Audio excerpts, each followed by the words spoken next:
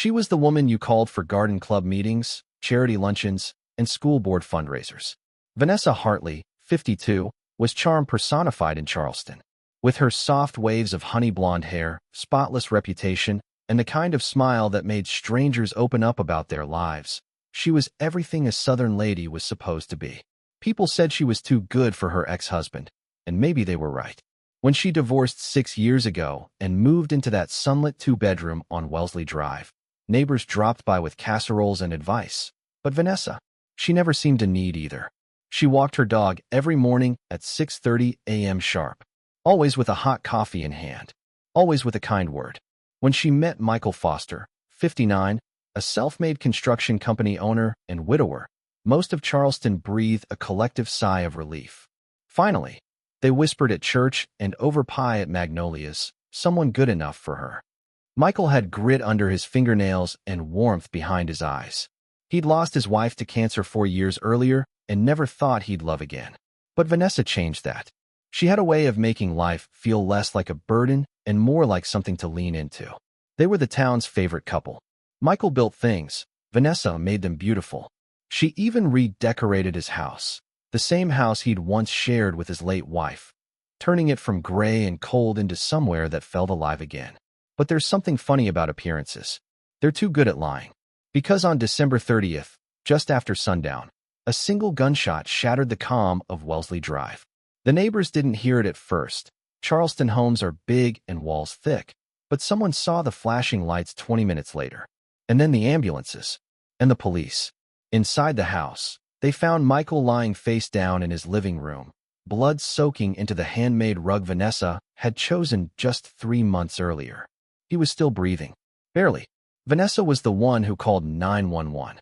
Her voice on the call was frantic, high-pitched, almost too much. "He shot himself," she screamed. "Oh my God, please, he shot himself." But something about it didn't add up. The gun was found 3 feet from Michael's hand. His fingerprints weren't on it. And then there was Vanessa, her expression too controlled when paramedics arrived, her tears too perfectly timed. Later that night, at the hospital, as Michael slipped into a coma, Vanessa told detectives that he had been drinking, that he was depressed, that he'd been distant in recent weeks. She said she tried to help him. She said she loved him. But when they asked about the bruising on her arm, she hesitated. And when they pressed her about the last person to see Michael before the shooting, she blamed it on his bad mood and refused to answer anything else without a lawyer. People in Charleston were shocked, but they weren't ready to believe the worst. Not yet. Vanessa Hartley? No, not her. She helped organize the breast cancer walk every fall. She sent handwritten thank you notes.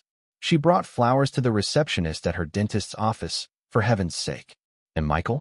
Well, people began whispering things about him too. Hadn't he been acting strange lately? He lost a big contract last year, didn't he? Maybe Vanessa was right. Maybe it really was suicide. But here's the thing. 3 days after the shooting, doctors noticed something. Michael was still in a coma, but he could squeeze hands. Once for yes, twice for no. And when detectives asked him, gently, from beside his hospital bed, "Did you shoot yourself?" Michael's hand stayed still. Did someone else pull the trigger? He squeezed. Once. Yes. And everything began to unravel. Vanessa wasn't just the woman everyone admired. She was the woman Michael trusted most. And she may have tried to kill him. Michael met Vanessa at the farmer's market. It was one of those breezy Saturday mornings in early spring when the air smells like honeysuckle and possibility. He was picking out tomatoes. She asked him if the peaches were ripe. He answered with a half smile, and she laughed like he'd just told the funniest joke in the world. It was the kind of moment that feels ordinary when it happens. But looking back, Michael would later say, that's the moment everything started. He was 57 then, widowed for nearly 3 years. His wife, Ellen, had been the kind of woman who kept the house warm and the arguments honest. Losing her was like losing the ground beneath his feet. Vanessa was different. Lighter, in every way. She'd been divorced a few years herself. Said she'd outgrown her marriage, whatever that meant. She didn't talk much about her past, but Michael didn't press. He liked the way she looked him in the eyes when he spoke. The way she touched his arm when she laughed. The way she seemed to float through a room like she didn't have a single regret. Their relationship moved fast. Vanessa was easy to love. She cooked him dinner with candles and soft jazz. She left notes in his glove compartment, little hearts drawn on napkins. She called him Mikey, something no one had done since he was a teenager. For the first time in years, Michael felt seen. And it wasn't just him. His friends noticed he smiled more. His sister, Marianne, said she hadn't heard him talk so much about anyone since Ellen. Vanessa brought color back into his world, literally. She painted his living room a soft sage green, switched out his flannel sheets for linen ones, replaced his chipped coffee mugs with ceramic ones that looked better on the shelf. At first, it was endearing. She has taste, he told his best friend, Ron. Makes the place feel like a home again. But little by little, things shifted. Vanessa didn't like the way his office looked. She rearranged it without asking. She said his sister visited too often, that Marianne was codependent and too attached. She encouraged him to sell off one of his trucks. You're not 30 anymore, Mikey. Why keep all these projects going? Then came the finances. Vanessa insisted on helping with the books. She said she had a knack for numbers and hated seeing him stressed over invoices. At first, Michael was relieved, until she started questioning every expense. Why are you giving your nephew a bonus? She asked. Do you really need a third subcontractor for that kitchen job? You promised me we'd go to Florida this spring, remember? Michael didn't push back. Not right away. He told himself it was just part of being in a relationship again. Compromise, right? Besides, Vanessa always framed it as love. I just care about you, Mikey. I want to see you win. But then, she moved in. Not all at once. First it was a drawer, then a closet, then a second set of house keys. By the time Michael realized she was living with him full-time, she'd already redirected some of his mail and put her name on the utility bills. And that was when the fight started. Not yelling matches, Vanessa didn't raise her voice. She withdrew. She pouted. She got quiet in ways that made Michael feel like a villain for wanting space. Once, when he brought up feeling overwhelmed, she packed a suitcase and drove off to her sister's for 2 days. No call, no text, just silence. When she returned, she cried in his arms and said she didn't feel wanted. He apologized. Again and again, until he wasn't sure what he was apologizing for anymore. His business started to struggle. He was behind on a few payments, had to lay off one of his longtime crew members. Vanessa said it was because he was too generous. You let people walk all over you, Mikey. You always have. Michael stopped confiding in her. Stopped sharing ideas. Stopped feeling like himself. He felt like a guest in his own life. Then, just after Thanksgiving, he made a quiet decision. Come January, he'd ask Vanessa to move out. Not out of anger, but because he missed being able to breathe. He told her on a cold night in December, in the kitchen over coffee. I think we need space, he said, careful and calm. Vanessa didn't say a word. She stared at him for a long time, then simply nodded. But something in her eyes shifted, like glass cracking from the inside. She kissed him on the cheek, whispered, okay, and walked out of the room. Michael didn't sleep well that night. He told himself things would be fine. Adults could part ways, even after love. But deep down, something told him, this wasn't over. Not even close. The last photo Michael Foster ever took before the shooting was of his dog. A sleepy-eyed golden retriever curled up by the fireplace, the TV in the background playing an old Sinatra special. It was time-stamped 8:42 p.m. on December 30th. Less than an hour later, the house would erupt in chaos. Charleston was quiet that night. Too cold for fireworks, too early for midnight noise. Michael had spent the day running errands. Picked up groceries, paid a contractor's invoice, filled his truck with gas. By all accounts, it was an unremarkable Thursday. He texted his sister Marianne around 6:15 p.m. You still on for brunch New Year's Day? She replied minutes later, wouldn't miss it.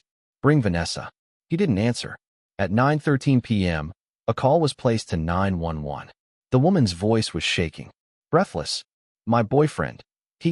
He shot himself, she sobbed. Please, send someone. He's bleeding. There's so much blood. The dispatcher asked for an address. Vanessa gave it quickly, almost too quickly. Then the line went silent. When first responders arrived 6 minutes later, they found Michael collapsed in the living room. The gun, a black Glock 19, was resting near the leg of an overturned ottoman, nearly 3 feet from his right hand. Vanessa was kneeling beside him, hands stained red, her phone still clutched tightly. Paramedics rushed to stabilize him. One EMT later testified that she didn't cry until she noticed them looking. Michael had been shot once in the head, behind the right ear. The bullet exited near his temple. His pulse was weak but present. His breathing shallow. Vanessa kept repeating one thing. He was upset. He was tired. He didn't want to live like this anymore. Police asked her to step aside as they worked. Her bathrobe was speckled with blood. Her makeup half-worn, as if she had been crying, or had prepared to cry. Inside the ambulance, Michael flatlined for 17 seconds. They revived him, barely, and rushed him to Memorial Medical Center. Detectives remained at the scene. Something didn't sit right. There was no suicide note. No sign of a struggle. But the room felt off. The Glock had no fingerprints on the grip. None. Not Michael's. Not Vanessa's. Wiped clean. On the coffee table, a half-empty glass of red wine. Next to it, a legal pad with the first few lines of what looked like a grocery list. Nothing about the space said final moment. In the master bedroom, drawers had been opened. A safe sat ajar. Detectives cataloged what remained and what was missing. A laptop. A folder marked insurance. A small jewelry box that had belonged to Michael's late wife. Vanessa was brought in for questioning. She was calm by then. Distraught, but composed. Her hands washed. A change of clothes. She told officers that Michael had been moody for weeks, that his construction business was in trouble, and that he wasn't the same since the holidays began. When asked why she didn't call 911 immediately, she hesitated. "I was in shock," she said. "It didn't register right away. I thought maybe I could stop the bleeding."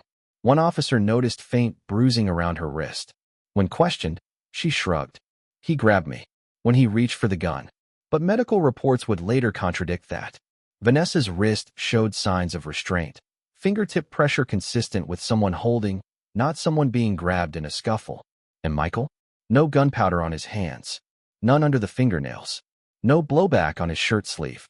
Forensics would later testify. The shot couldn't have been self-inflicted. Not at that angle. Not from that distance. Still, that night, they let Vanessa go. There was no direct evidence tying her to the trigger. Yet, at the hospital, Michael was placed in a medically induced coma. Neurosurgeons operated to relieve pressure on his brain. They couldn't say if he'd wake up, or if he did, what kind of man he'd be. Marianne arrived the next morning, pale and trembling, clutching the same photo of Michael and his dog. "He was supposed to bring Lucy to brunch," she whispered. "This doesn't make sense." He was okay. He was getting better. When she saw Vanessa in the waiting room, she didn't speak, just stared, because deep down, she already knew. Everyone did. But knowing and proving are two different beasts. That's when Detective Karina Wallace entered the picture. A seasoned investigator with a reputation for catching what others missed. She reviewed the crime scene photos, re-interviewed neighbors, and requested Michael's cloud backups. That's where she found them. Dozens of messages. Not from Michael, but from Vanessa, to a man named Lucas Bentley, a name Michael's family had never heard. The messages weren't explicit, but they didn't need to be. "He's pushing me out. We need to move before he changes the will. Once it's done, we're set.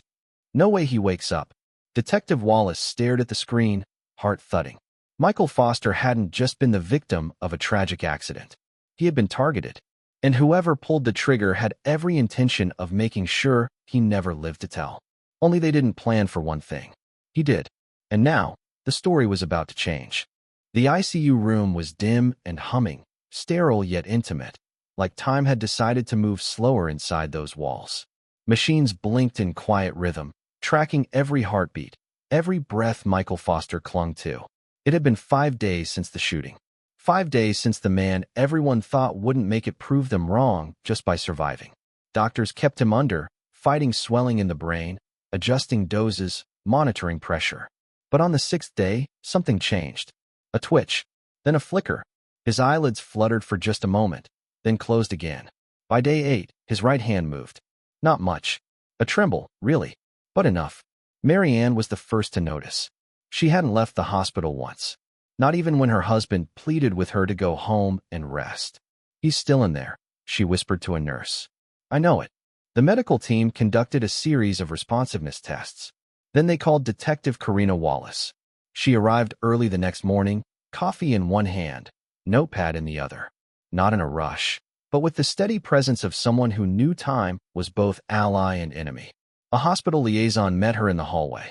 "He's responsive. Minimally. We've set up a basic yes-no system.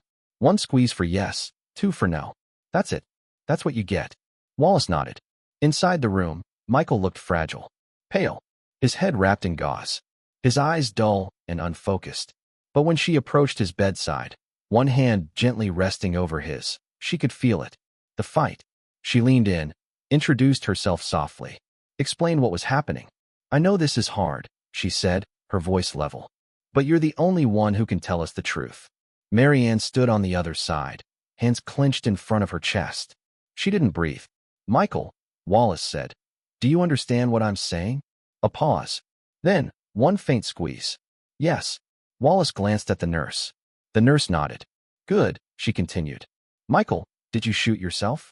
Silence. Then, 2 slow squeezes. No. A tear slid down Marianne's cheek. She covered her mouth. Was someone else in the room when it happened? 1 squeeze. Yes. Was it Vanessa? A longer pause. The room held its breath. Then, 1 squeeze. Yes. That was the moment the case cracked open. Michael Foster couldn't speak. He couldn't walk. But in that moment, with the faintest pressure of his fingers, he did something extraordinary. He testified. Detective Wallace kept the questions minimal, legally careful. Everything was recorded. The nurse served as a witness. It was rudimentary, but it was admissible and devastating. Wallace walked out of that room knowing the wheels had to move fast. Vanessa Hartley was still free, still visiting the hospital, still smiling at the nurses, hugging neighbors, accepting casseroles and pity. That afternoon, Wallace initiated the process for a formal arrest warrant. Back in the hospital, Michael was resting. His vitals had stabilized. Marianne sat beside him, holding his hand now as he had held hers 100 times before, during their mother's passing, his wife's funeral, the birth of her twins. But this was different. You came back, she whispered. You held on. Later that evening, Michael opened his eyes fully for the first time. He couldn't speak. His throat was raw, his body uncooperative. But his mind was waking up. The next few days were a blur of physical therapy, speech exercises, memory tests. He struggled. There were moments of despair, frustration. He wept once, trying to say the word why. It took him a full minute. But he said it. And then he said another. Her. The therapist encouraged him to rest. The trauma to his brain was severe, and full sentences would take time. But Michael had something stronger than speech now. He had clarity. He remembered the look in Vanessa's eyes. The argument. The coldness. He remembered turning away. And the sudden, brutal silence that followed the gunshot. She hadn't cried out. She hadn't warned him. She just pulled the trigger. His memories were fractured, but each piece that returned lined up with the forensic evidence. And that was enough. Enough to move. Enough to fight. Enough to begin the long, painful journey back, not just to life, but to justice. Michael Foster wasn't a victim in a coma anymore. He was a witness, and his story had just begun. Lucas Bentley wasn't a name anyone in Michael Foster's family had ever heard. He wasn't from Charleston. He didn't work in construction, didn't show up at family holidays, didn't like, comment, or tag Vanessa in any visible social media posts. On paper, he barely existed. But on Vanessa's phone, he was everywhere. Detective Wallace found the name tucked inside a cloud backup of deleted text threads. The messages weren't overt, but they were laced with implication. He doesn't suspect a thing. We just need to be smart. Once it's done, we'll be set. And perhaps the most chilling one of all. No way he wakes up from this. You understand, right?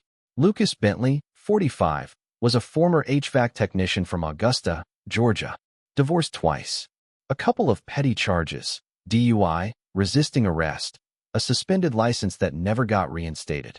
Nothing that screamed violent offender, but plenty that whispered instability. It took Wallace's team 2 days to find his last known address, a dusty duplex at the edge of a cul-de-sac that hadn't seen a lawnmower in weeks. His landlord said he'd skipped town the day after the shooting, left behind a stack of unpaid bills, a burned-out microwave, and a single photo on the fridge. Lucas and Vanessa at a beach resort in 2021, arms linked like teenagers. So much for just a friend. A bolo went out on his vehicle, a battered blue Chevy S10 pickup with Georgia plates. 3 days later, the truck turned up abandoned at a rest stop off I-10 in Alabama. Plates stripped, cab wiped clean. but the security footage showed him boarding a Greyhound bus headed west. Detectives traced his route through hotel receipts and gas station surveillance. The trail eventually led to a seedy motel outside Baton Rouge, booked under the name Mark Dillon. By the time they got there, the room was empty, but a cheap burner phone and several cigarette butts were left behind. Frustrated but undeterred, Wallace changed tactics.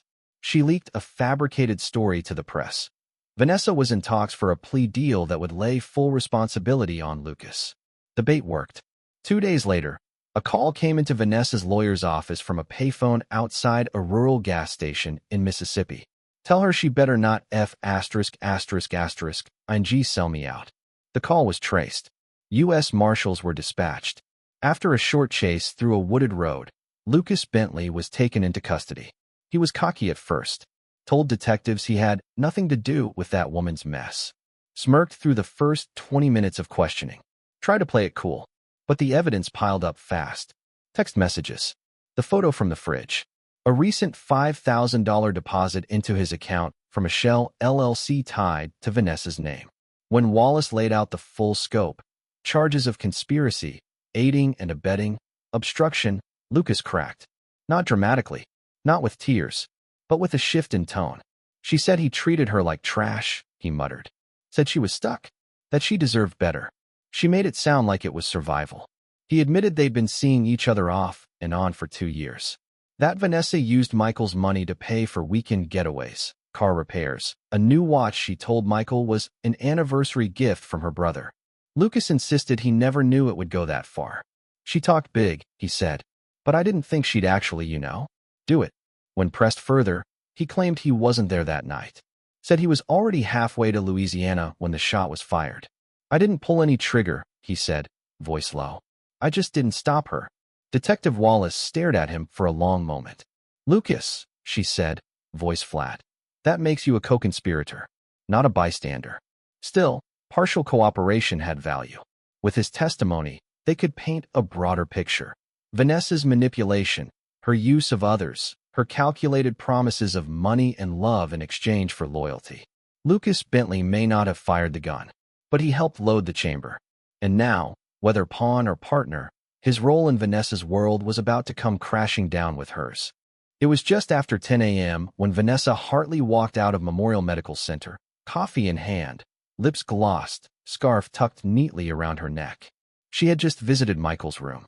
Or rather, had sat quietly in the family waiting area and asked the nurse for updates she had no right to receive.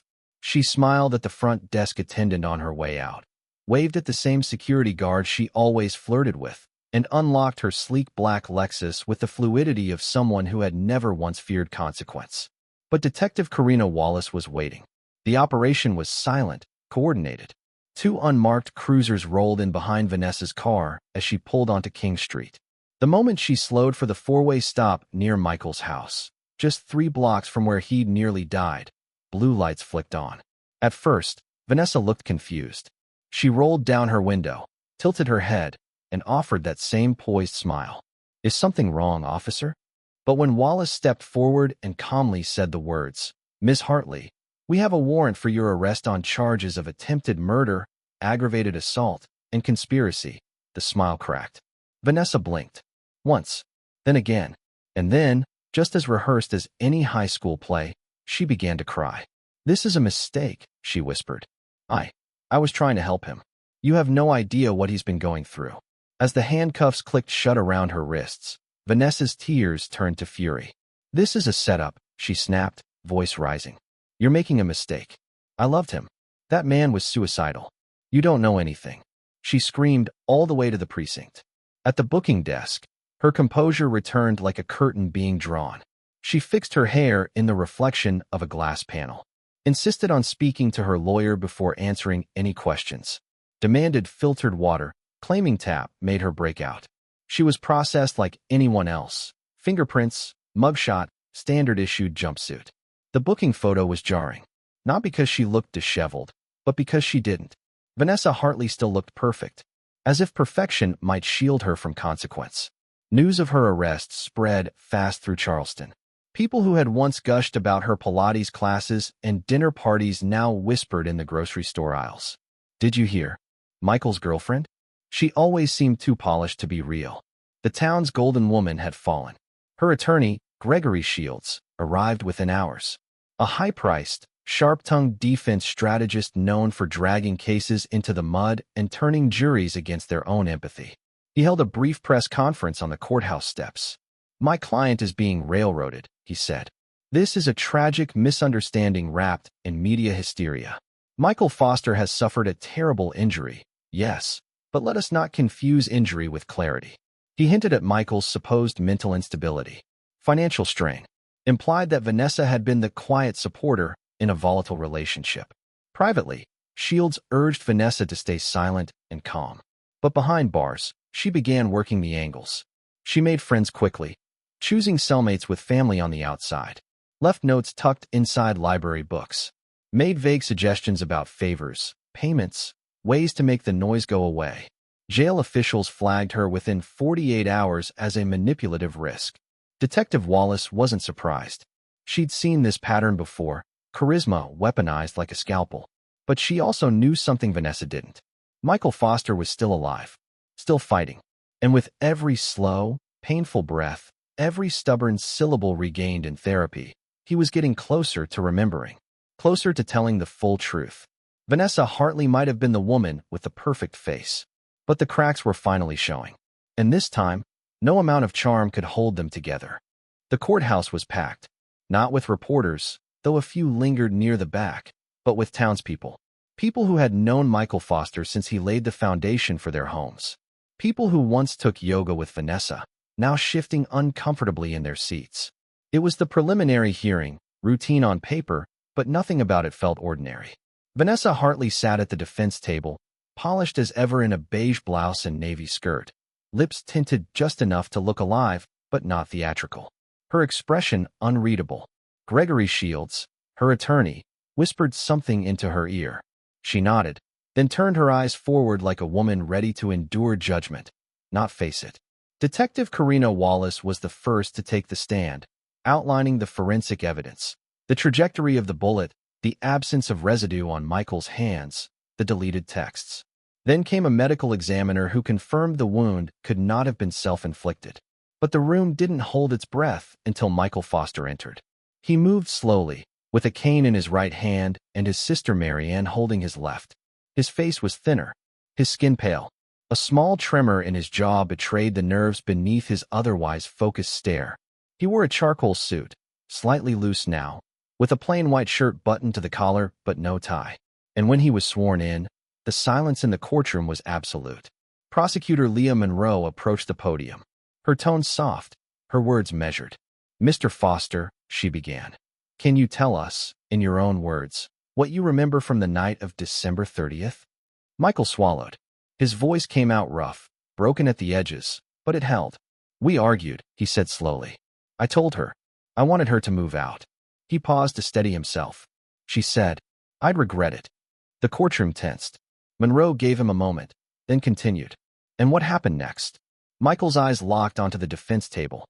"She walked away," he said, then turned, came back. "I turned too." His lips trembled. "I didn't see the gun, only heard it. Loud." He motioned weakly to the right side of his head.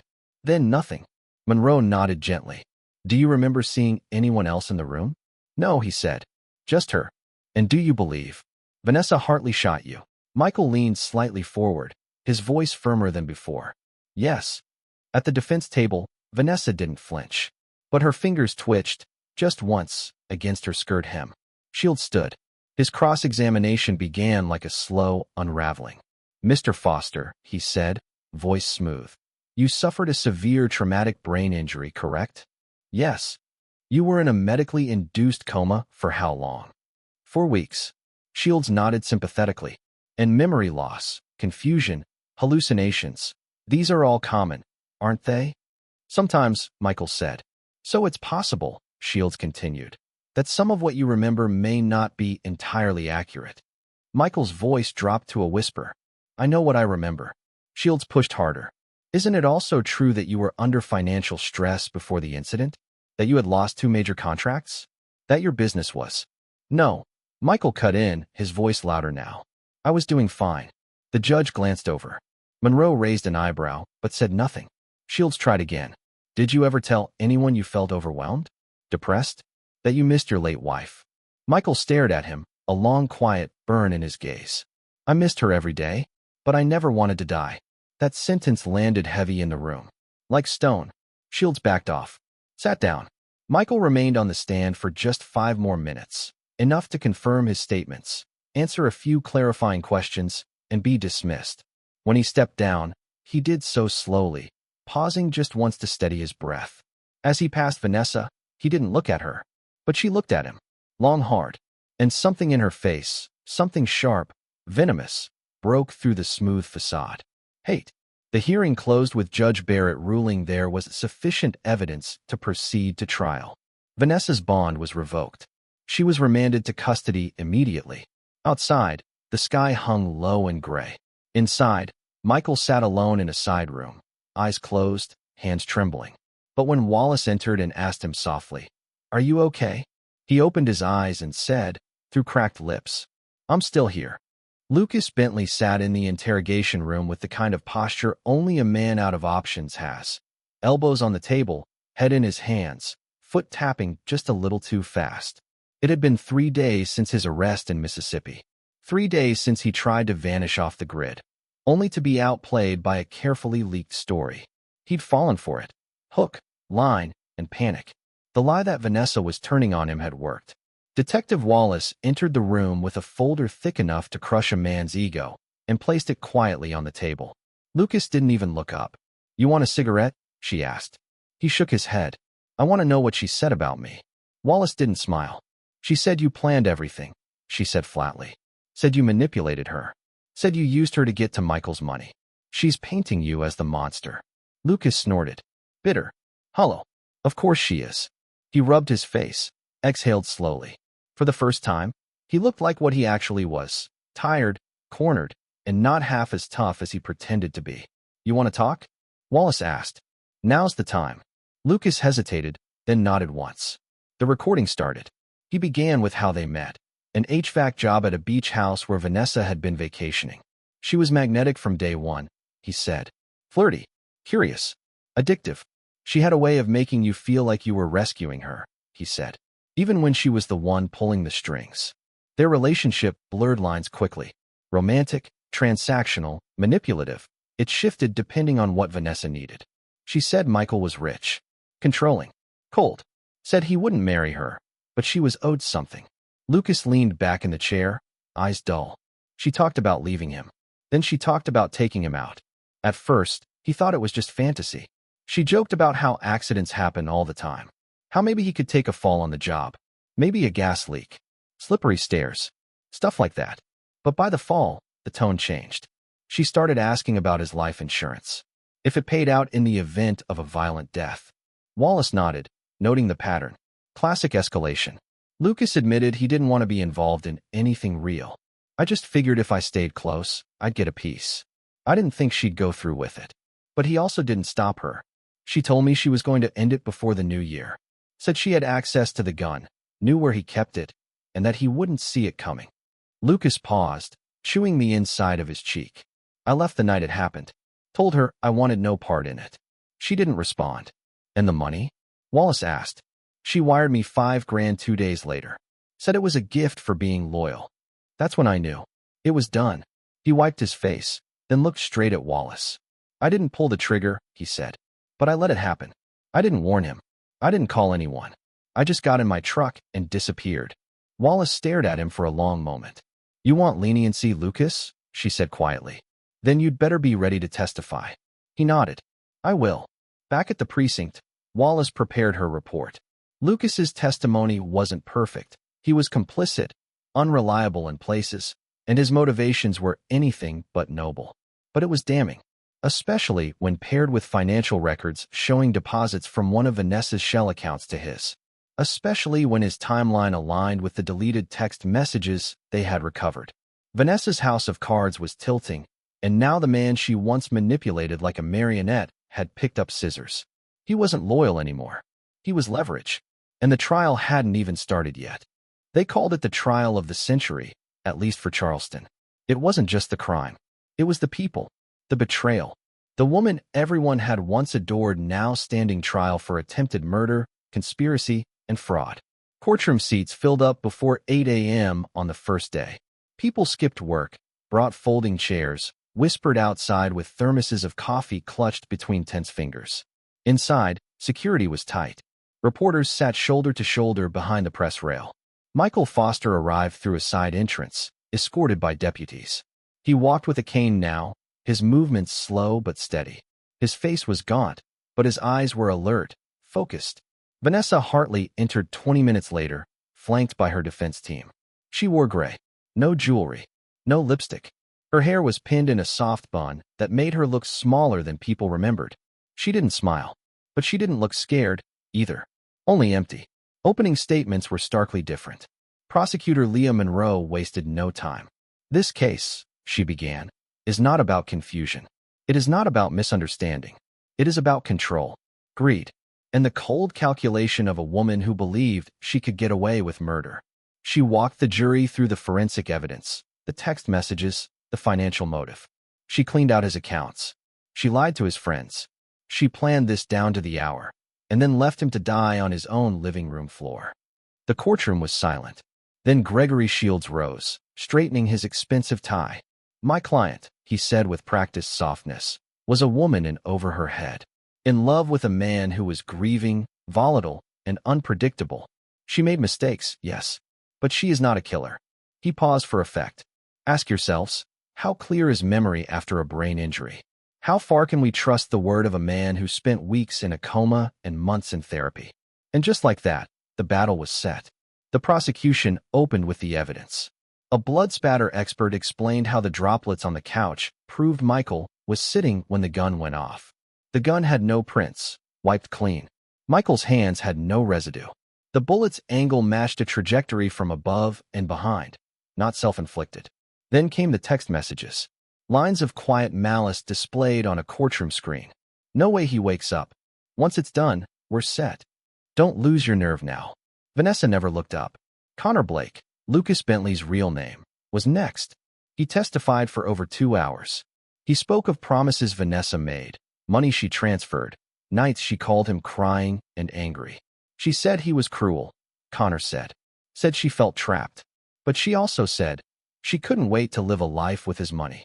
He admitted to being complicit. He admitted to cowardice. But he insisted he left before the crime. On cross-examination, Shields tore into him. "You're a liar. A criminal. You changed your story after they threatened you with prison." Connor didn't deny it. "I was scared," he said. "But I'm not lying now." Then came Michael. He took the stand after lunch on the 4th day. The room shifted. Even jurors sat up straighter. He wore the same charcoal suit from the hearing, his cane resting at his side. He spoke slowly. "My name is Michael Foster. I'm 59 years old, and I'm here because someone I loved tried to kill me." He walked the court through the night of the shooting. We argued.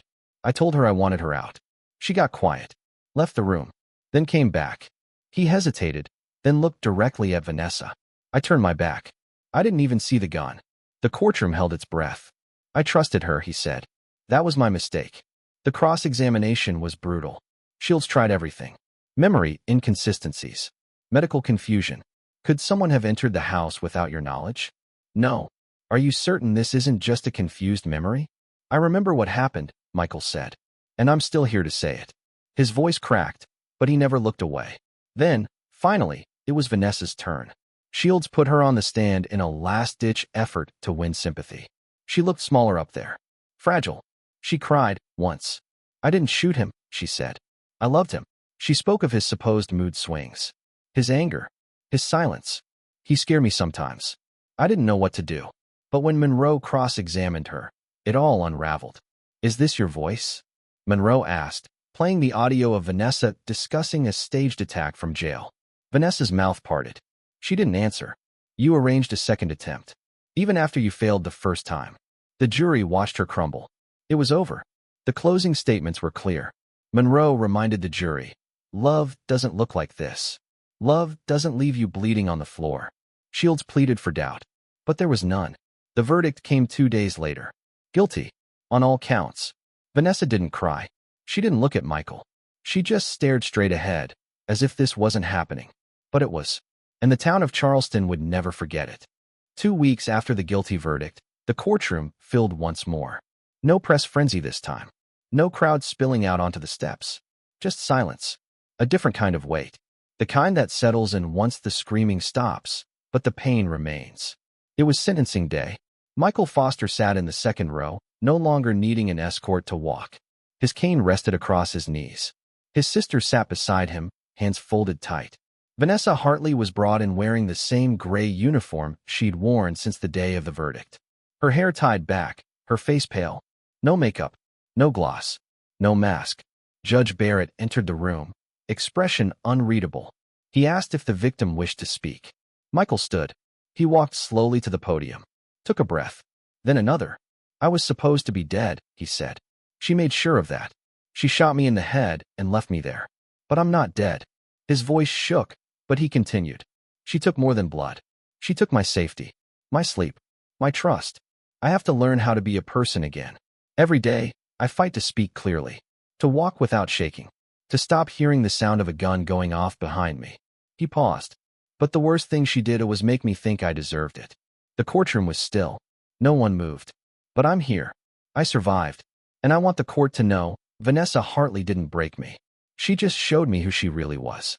When he stepped down, even the judge seemed to pause before continuing. Vanessa was offered the chance to speak. She stood, looked down, then up. Her voice was flat. "I did what I had to do. No apology. No remorse. Just 6 words." Judge Barrett leaned forward. "For the attempted murder of Michael Foster, for conspiracy, for fraud, for the manipulation and endangerment of others, this court sentences you to 65 years in state prison." There was no gasp, no dramatic collapse. Vanessa blinked once and sat down. The gavel hit wood. And just like that, it was over. Michael didn't celebrate. He walked out into the late afternoon light with the same quiet that had carried him through months of recovery. There were no reporters waiting, no headlines flashing his name. But he didn't need them. He had his life back. Not the same life, but something real, something honest. He sold the house where it all happened, moved into a small one-story place closer to his sister's home, planted a tree in the front yard. Each day, he watered it like it held some kind of promise. Therapy continued. The tremor in his left hand stayed. Some words still caught on the way out.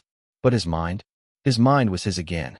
He cooked, read, walked the dog, talked more with old friends, laughed, sometimes, though not often. And slowly, the nightmares began to fade. Vanessa remained in prison. Her appeal was denied. She clashed with other inmates, tried to spin stories, but no one bought them anymore. The charm that once opened doors now meant nothing. She became what she feared most, forgotten. Her name faded from news articles. Her photo disappeared from group chats. Her face, once so admired, now stared blankly from a mugshot buried in digital archives. Months later, Michael received a letter from a victims support group. They invited him to speak, not in front of cameras, but in front of survivors. Quiet rooms, shared pain. At first, he declined. Then one evening, he stood under the tree he planted. The wind was soft, the leaves full, and something inside him shifted. He said yes. His speech wasn't polished. It didn't need to be. He spoke simply. "I trusted someone. She tried to kill me. I survived." He talked about the months in silence, the rage, the shame, the guilt of not seeing the danger sooner. But healing doesn't mean forgetting, he told them. It means reclaiming what was taken. He looked out at the room. Dozens of people just like him, all holding their own broken pieces. "You're not weak for being hurt," he said. "You're strong for still being here." When he finished, no one clapped. But they didn't need to. They understood. Later, someone approached him. A woman, maybe in her 60s. She didn't say much, just took his hand and whispered, "Me too." The town of Charleston moved on, as towns always do. The courthouse was cleaned, the press boxes taken down. Vanessa's story became just another warning told quietly at brunch tables and over back fences. But Michael Foster's story, his real story, wasn't about betrayal. It was about survival and trust, and how badly it hurts when broken, but also how, sometimes, it can be rebuilt. Not with speed, not with ease, but with truth. One word at a time, one step, one morning where you finally open your eyes, and the first thought isn't pain. The price of trust is high. But some things, like peace, are worth paying for.